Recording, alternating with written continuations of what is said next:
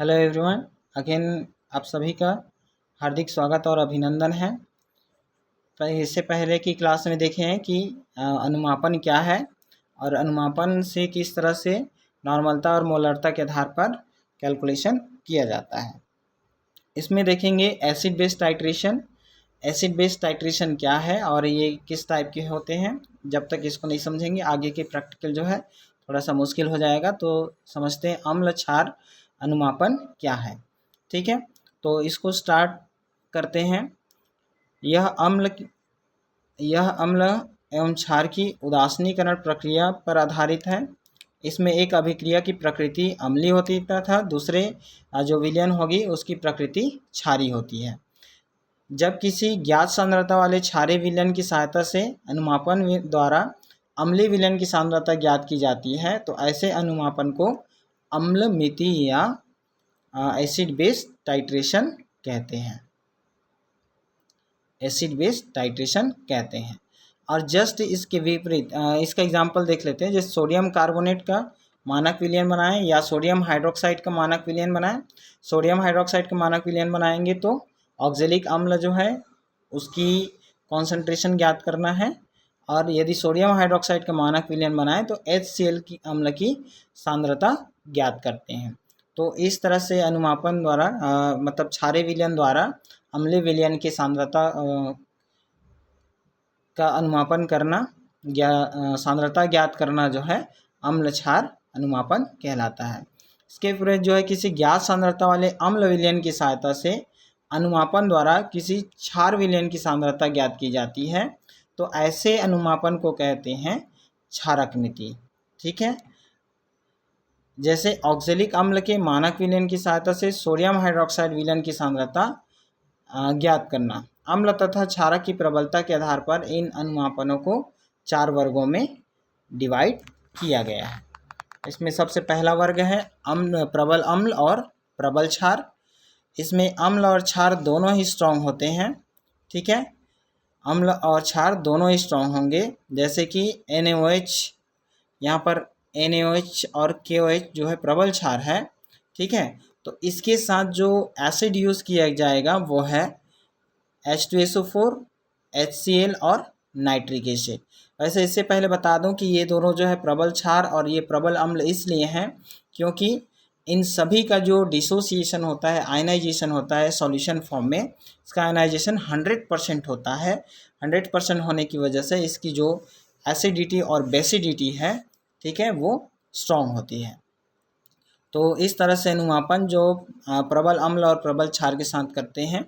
ठीक है, अब प्रबल अम्ल और प्रबल क्षार की सहायता से अगर अनुमापन कर रहे हैं तो इसके रूप में इंडिकेटर के रूप में फिनोल्फ्थेलिन इंडिकेटर का उपयोग किया जाता है। यदि अम्ल को ब्यूरेट में लेते हैं तो मेथिल ऑरेंज का उपयोग करेंगे। एसिड को अगर ब्यूरेट में लेंगे, जनरली जो है बेस को ब्यूरेट में लिया जाता है और एसिड का कॉन्सेंट्रेशन मेज़र किया जाता है, तो उस केस में फिनोल्फ्थेलिन यूज़ करते हैं। ठीक है, और यदि एसिड है उसको ब्यूरेट में लेंगे तो उसके जगह पे फिनोल्फ्थेलिन की जगह पे मेथिल ऑरेंज यूज़ कर सकते हैं।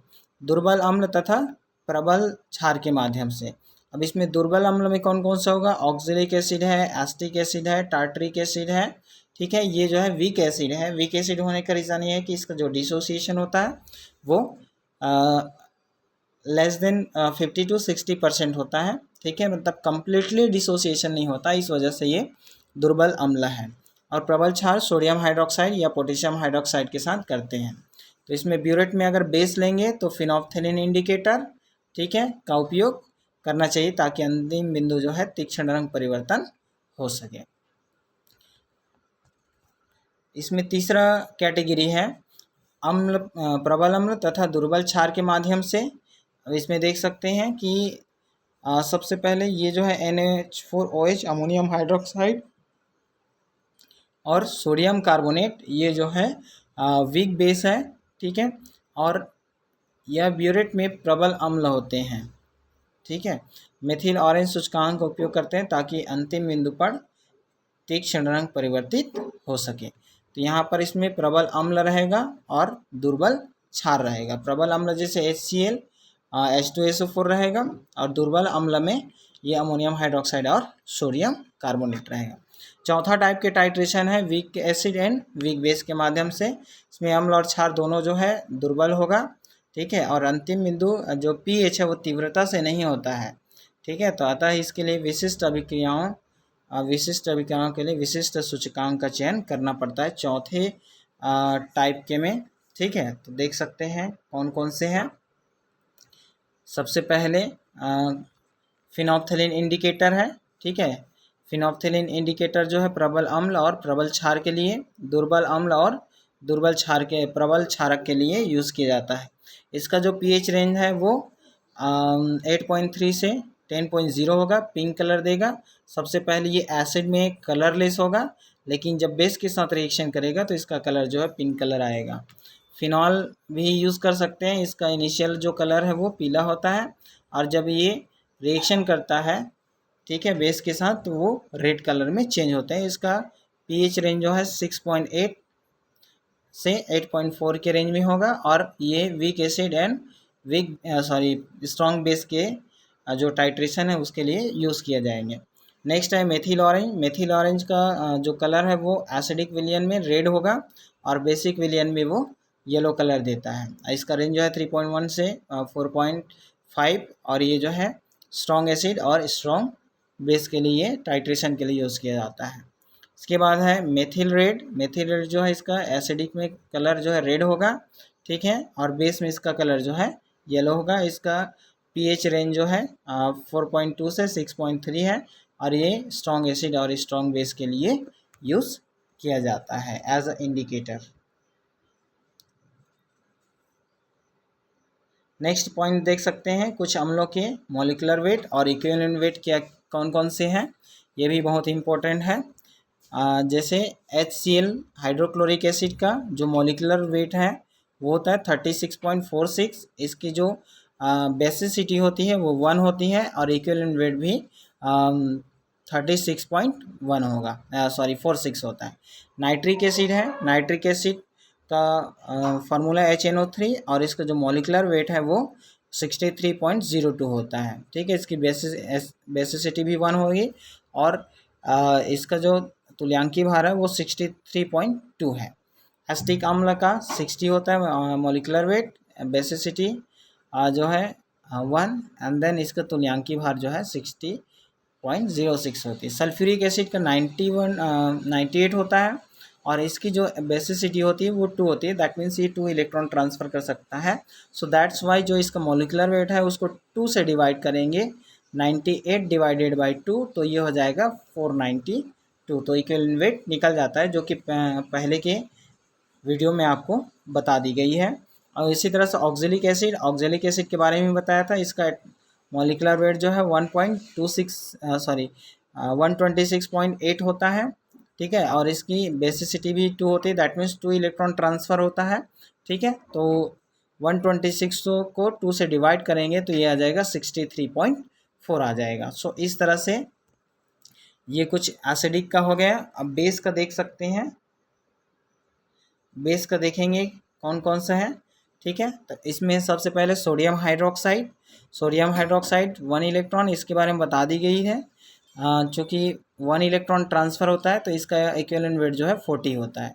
पोटेशियम हाइड्रोक्साइड भी 1 इलेक्ट्रॉन ट्रांसफ़र होता है तो इसका मॉलिक्यूलर वेट 56.12 है, तो इसका भी इक्विवेलेंट वेट भी उतना होगा। इम्पॉर्टेंट है क्रिस्टली सोडियम कार्बोनेट। जो सोडियम कार्बोनेट है देख सकते हैं इसका मॉलिक्यूलर वेट जो है 286 है, और ये 2 इलेक्ट्रॉन ट्रांसफ़र कर सकता है। दैट मीन्स इसका डिसोसिएशन होगा तो 2Na प्लस CO2 माइनस इस तरह से होगा, ठीक है। 2Na plus and then CO3 2 minus. तो यहाँ पर देख सकते हैं 2 इलेक्ट्रॉन ट्रांसफ़र होगा। 2 इलेक्ट्रॉन ट्रांसफ़र की वजह से जो इसका जो टोटल मॉलिक्यूलर वेट है उस टोटल मॉलिक्यूलर वेट को 2 से डिवाइड करेंगे तो इसका इक्विवेलेंट वेट निकल जाएगा, दैट इज़ 143। इसी तरह से पोटेशियम कार्बोनेट और जो है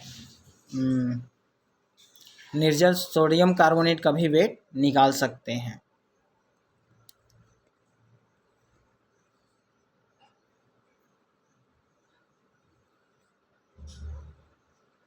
तो अम्ल का तुल्यांकी भार इक्वल अम्ल का आणविक द्रव्यमान डिवाइडेड बाय अम्ल की क्षारकता। इसी तरह से क्षार का तुल्यांकी भार क्षार का आणविक द्रव्यमान, ठीक है, डिवाइडेड बाय अम्ल की क्षारकता की अम्लता।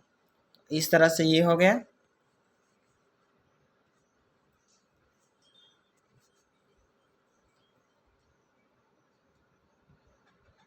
हाँ, ये भी बहुत इम्पोर्टेंट है कि अम्लों का विलयन कैसे बनाना है, ठीक है। तो इसके लिए है अम्ल का विलयन बनाना। जैसे HCl है, इसकी डेंसिटी 1.6 होती है, 16। इसकी नॉर्मलता जो है, जो बॉटल में आएगा वो 12 नॉर्मलता का होगा, ठीक है। तो और इसकी जो कॉन्सेंट्रेशन नॉर्मलिटी होगी दैट इज़ 85। अगर 0.1 का बनाएंगे तो 8.5 एंड इसकी मोलारिटी जो है 85 सेंटीमीटर क्यूब होगा। इसी तरह से देख सकते हैं सल्फ्यूरिक अम्ल का, नाइट्रिक अम्ल का, एसिटिक अम्ल का और ऑक्जेलिक अम्ल का। इसी तरह से कुछ बेस का है, ठीक है। बेस का देख सकते हैं क्षारकों तथा लवणों के मध्य सॉल्ट के विलयन बनाना। तो ये सोडियम हाइड्रोक्साइड है, ये जनरली इसका 40 ग्राम होगी, है ना, 1 नॉर्मलता के लिए। इसी तरह से 0.1 के लिए 4.0 एंड मोलारिटी इसकी 40 ग्राम में होगी। बाकी इन सब का देख सकते हैं।